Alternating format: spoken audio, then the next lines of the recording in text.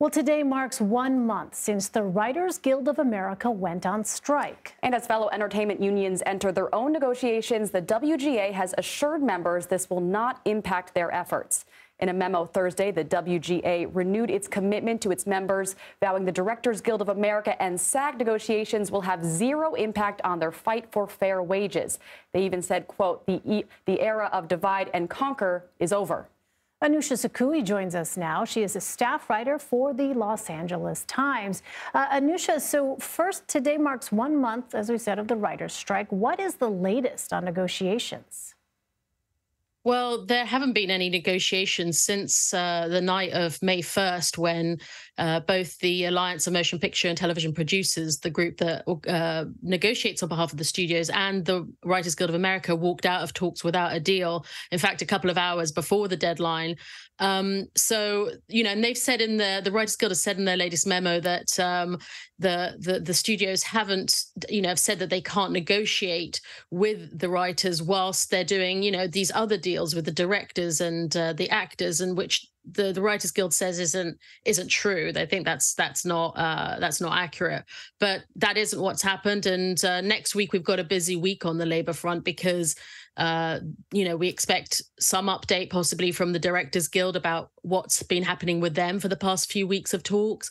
They've been in talks since I think May 10th, and SAG-AFTRA, which represents 160,000 performers and broadcasters, they start negotiations on June 7th.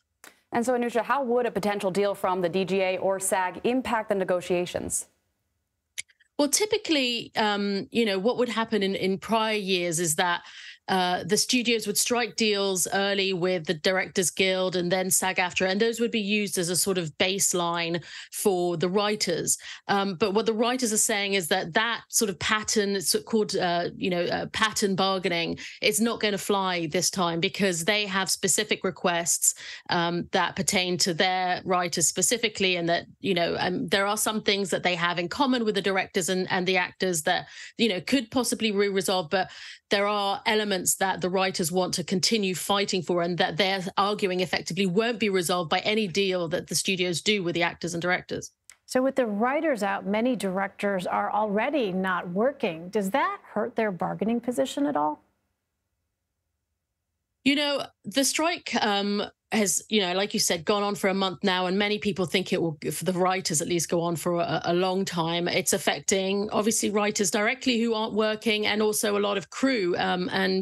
That's definitely going to be painful, not, for the economies as well that depend on the film industry. But the writers have said that they will go on until they get a fair deal, and they've got some funds and so forth to help them.